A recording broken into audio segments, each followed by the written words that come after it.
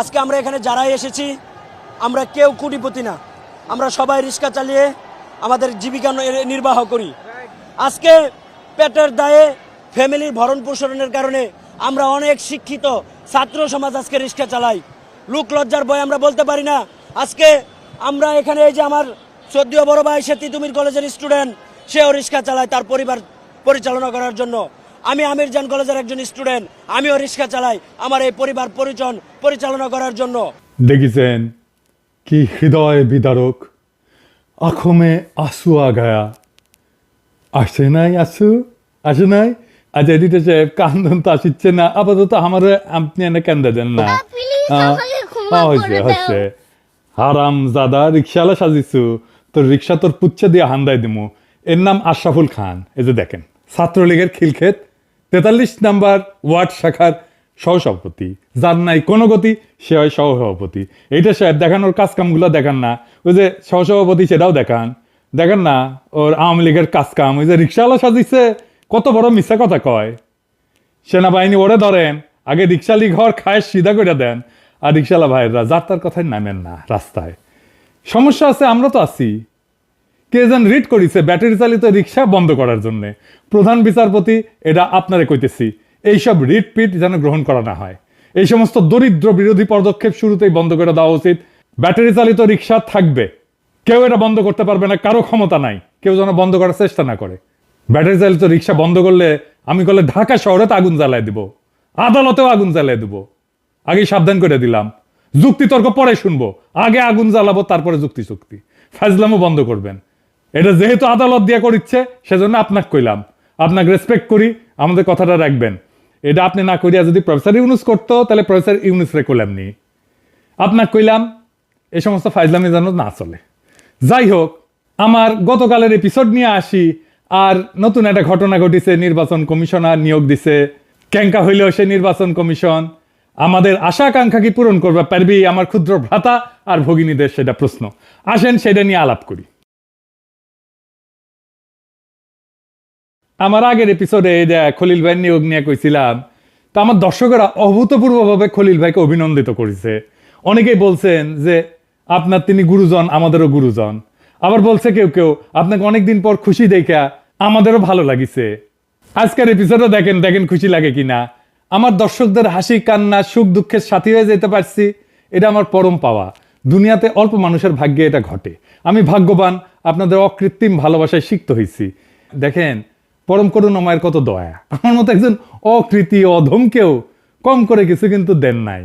আমি শুধু একটাই প্রার্থনা করি, আপনাদের এই ভালোবাসার জন্য যোগ্য হয়ে ওঠার শক্তি খোদা তাআলা আমারে দেন। প্রফেসর ইউনূস আপনিও দেখেন, বাংলাদেশের মানুষ কিন্তু খুব বেশি চায় না, চায় যেন এই সরকার সফল হোক। কিন্তু এই সরকার পণ করিছে ওই সফল হবি না। আমরা তো চাই সারা দেশ উল্লাস করতে, এক একটা উপদেষ্টা নিয়োগ হলে সারা দেশ উল্লাসে ফাইটা পড়বে, আনন্দিত হবে, ভরসা করবে, আশা করবে, দোয়া করবে।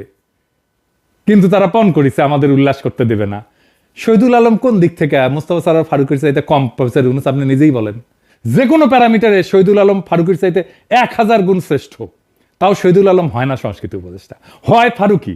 এত সমালোচনা তাও প্রফেসর ইউনূস আপনি তারে রাখিছেন।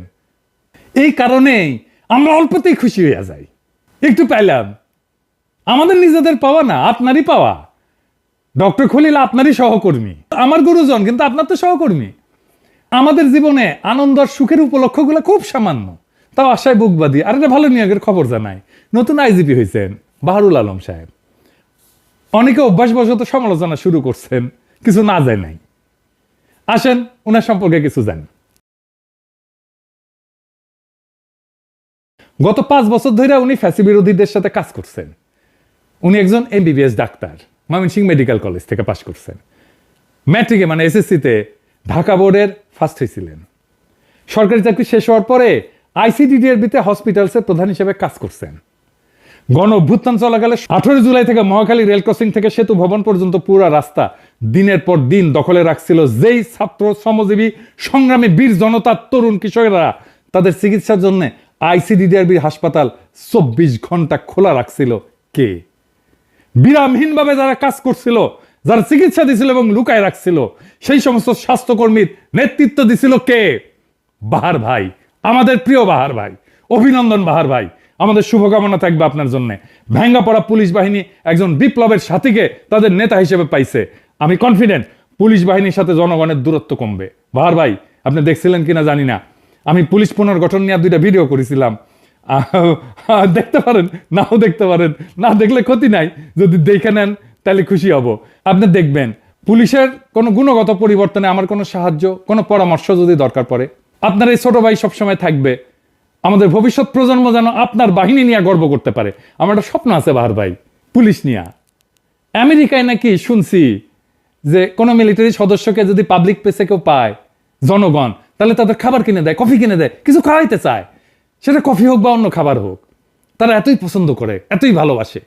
বাংলাদেশের পুলিশ এমন হবে, মানুষ ভালোবেসে তাকে চা খাওয়াইতে চাইবে, নাস্তা কিনে দিতে চাইবে। এইটা আপনার হাত দিয়ে গড়ে উঠুক বাহার ভাই। আমাদের সকলের দোয়া থাকবে, শুধু দোয়া না, যেরকম কাজ চান, যেরকম সাহায্য চান, আমি প্রস্তুত থাকব। আমি খলিল ভাই নিয়োগ নিয়ে উচ্ছ্বাস প্রকাশ করেছিলাম। আপনারা দেখেন উনি জয়েন করে প্রথম দিন কোন কাজটা করলেন, আহত বাচ্চাদের দেখতে গেলেন।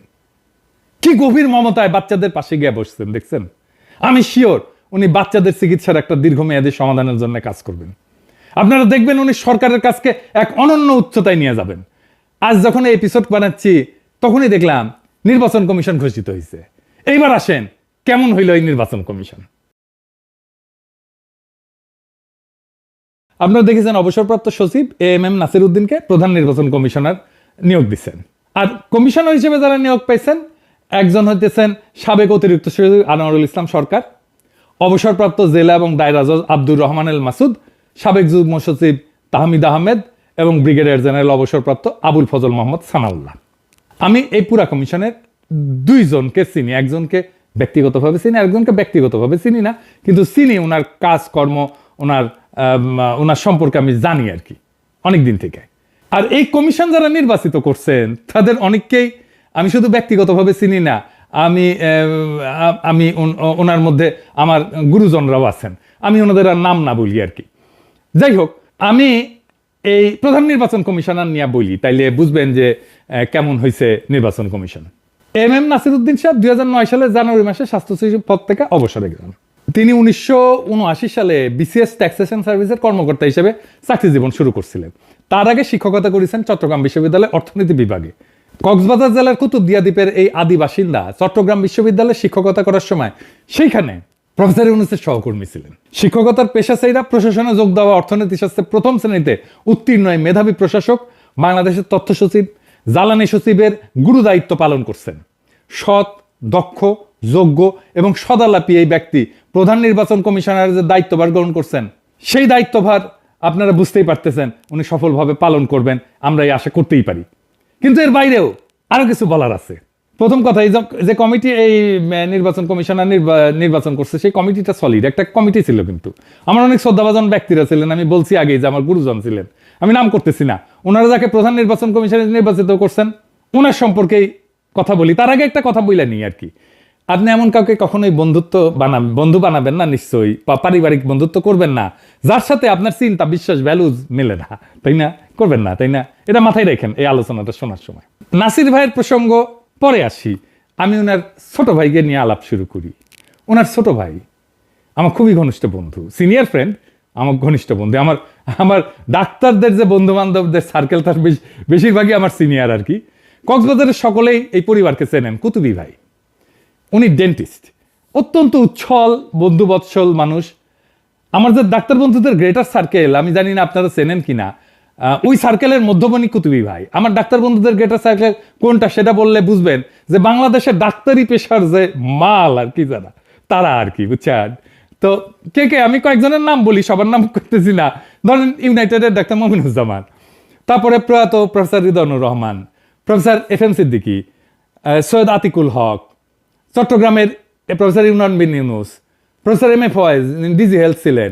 তারপরে এর মধ্যে আমার ইভেন শিক্ষকেরাও ছিলেন যারা মেডিকেল কলেজে আমার শিক্ষকতা করছে, যেমন ধরেন জলিল স্যার, প্রফেসর জলিল, তারপরে প্রফেসর রফিকুদ্দিন, ওনারাও এই সার্কেলের মধ্যে ছিলেন। মানে আমার শিক্ষক আমার বন্ধু হয়ে গেছিলেন। আমাদের বন্ধুরা যখন কক্সবাজার যাইতাম আর কি, তো সমুদ্র সৈকত দেখতে যাইতাম না, কুতুবি ভাইয়ের সাথে সময় কাটাইতে যাইতাম। উনি এমন একটা তীব্র আকর্ষণে আমাদের টানতেন। দেশ ছাড়ার কয়েক মাস আগে নাসির ভাইয়ের সাথে আমার শেষ দেখা চট্টগ্রামে কুতুবি ভাইয়ের ছেলের বিয়ার একটা ছবি পেলাম। তো এই ছবি ধরছে আমার মুখ দেখা যাচ্ছে না, হাইট দেখেছে না লাগবি, এই যে শাহবাজের 3 মেলা দেখা দেন না, উনকে করে দেখেন না কোনটা আমি। এর মধ্যে আর এক ঘটনা হয়েছে কি, আমার এক ক্ষুদ্রকালের বান্ধবী, ওর বাড়িও জড়শিতলায়, আর নাম না কই, ডাক্তার, এখন আমেরিকার থাকে। তো ওর টাইটেল দেখি কুতুবি। তো ওরে কইলাম, আচ্ছা কুতুবি ভাই কি তোমার কেউ লাগে নাকি? তো কইল উনি আবার ভাসুর লাগেন। তো বুঝেন অবস্থা। আমার ওই বান্ধবী কিন্তু আমার মধ্যেই পাগলা আর কি। আর করে ডাক্তারি আমেরিকার, আর বুকের মধ্যে বাংলাদেশ, সারাক্ষণ অস্থির থাকে বাংলাদেশে কি হইলো, কি করতে পারে, কি করা লাগবে। আমার খালি ফোন করে কয়, পিঙ্কু কি করা লাগবি ক আমারে। আমার এই ঘনিষ্ঠ পরিবার থেকে হয়েছে জন্য আমি শুধু যে খুশি তা না, আমি খুশি এই জন্যে যে খুবই ন্যাশনালিস্ট এবং দেশপ্রেমিক একটা ফ্যামিলি থেকে উনি হইছেন প্রধান নির্বাচন কমিশনার। এবং উনার কমিটমেন্টের ব্যাপারে কোথায় ওনার কমিটমেন্ট সেইটা বোঝানোর জন্যই আমি এত কিচ্ছা কাহিনী কইলাম, বুঝছাও। এবার আসেন ব্রিগেডিয়ার জেনারেল অবসরপ্রাপ্ত আবুল ফজল মোহাম্মদ সানাউল্লাহরে নিয়ে বলি। উনি কিন্তু আমার পরিচিত না, ওনার সাথে আমার কখনো দেখা হয়নি। উনি সোর্ড অফ অনার পাইছিলেন 18 লং করছে, ভেরি ব্রাইট সেনা অফিসার, আর্মি চিফ হওয়ার ম্যাটেরিয়াল উনি। আর উনি ব্রিগেডিয়ারের উপরে উঠতে পারেন নাই, চিন্তা করেন। এটা হইতেছে বাংলাদেশ, বুঝছাও। ওনারা ডাম করেছিল পাকিস্তানে বাংলাদেশ এম্বাসির ডিফেন্স অ্যাটাচে করিয়া। আমাদের চাপাই নবাবগঞ্জের লোক, কিন্তু মানে আরো ইয়ে করে কইলে উনি নাচলের লোক। ওনার যে স্টাফ কোর্স না, ওইটা আমেরিকাতে উনি করছিলেন। খুবই সৎ এবং দেশপ্রেমিক অফিসার হিসাবে ওনার সুনাম আছে। তখন কইবেন যে উনারে এত জানলেন কেমনে? আমার যে বন্ধু বান্ধব আছে না আর্মির মধ্যে, তো ওই আমার বন্ধু বান্ধবদের সাথে একসাথেই উনি থাকেন আর কি। তো আমার বন্ধু বান্ধবদের খুবই ঘনিষ্ঠ আর কি, সেই সূত্রে আমি উনার সম্পর্কে জানি। তো যাই হোক, অনেকে বলেন যে দেশে ভালো লোক নাই, কথাটা কলে ঠিক না। ভালো লোক, দক্ষ লোক অনেক আছে। এই গত 15 বছরে সব দক্ষ লোককে, সৎ লোককে, দেশপ্রেমিক লোককে সাইজ করা হয়েছে, বুঝাও। হয় মেরে ফেলা হয়েছে, দেশ থেকে তারাই দেওয়া হয়েছে, নয়তো এইভাবে দাম করা হয়েছে, তার ক্যারিয়ার ধ্বংস করে দেওয়া হয়েছে। প্রফেসর ইউনুস মাঝে মাঝে ফারকিন নাগাল মাল গুলারে না ঢুকাইলে আমরা নিশ্চিন্ত থাকলাম ইনি।